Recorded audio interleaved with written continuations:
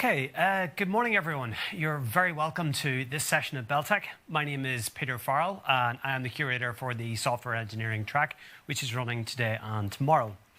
Today, we'll be talking about the future of infrastructure. And we've got 5 great speakers to talk to us about that today, following with a panel session. Please don't be shy on social media channels. There's plenty of room to get involved on YouTube and on Twitter with our hashtag Beltech 2020. So, the future of infrastructure is a really snappy title, but what exactly does it mean? Well, consider this. 10 years ago, it was pretty common that companies would deploy their software onto servers that they hosted themselves on-premise.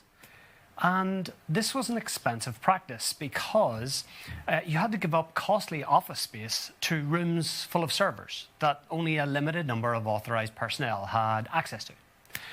And the practice was doubly expensive when you consider that any good disaster recovery strategy necessitates that you duplicate the exact same arrangements at another physical location.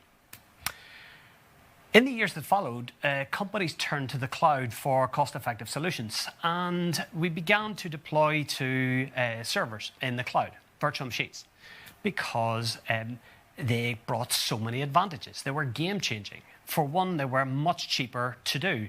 There was no upfront cost for hardware because it was all pay-as-you-go. You didn't have to have expensive office space for machines anymore. You got all that back. Cloud providers even baked in secondary locations into their offerings. And on top of that, the active physical maintenance disappeared altogether. You didn't have to worry about mechanical disk failures or adequate storage of backup disks and things like that. That was all a thing of the past.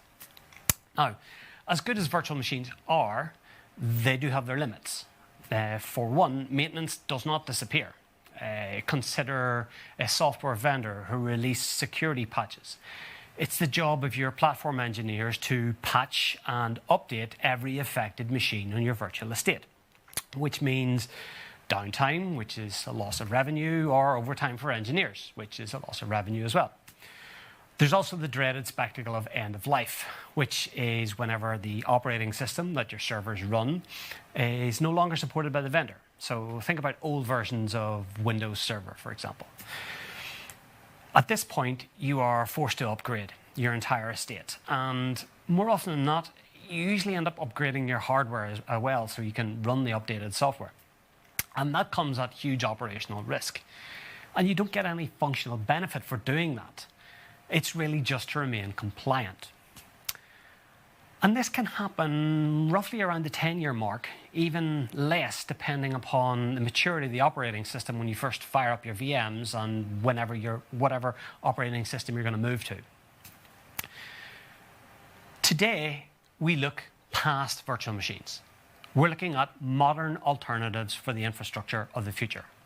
We're going to talk about Kubernetes, PaaS, and serverless architectures, all of which promise us minimal to zero ongoing maintenance, so we can focus on the value of the software we are writing. They also operate at significantly lower cost than your virtual machine infrastructure, and they have massive benefits for scale when dealing with increased traffic. If you have growth ambitions, if you are in a position whereby you are due a hardware migration and you have growth ambitions, there is something for you here today. Because if there's not something here for you today, you have to ask yourself, is there something here for our competition? So it is something you should be able to take something away from today. So we have a number of speakers covering each of these 3 topics.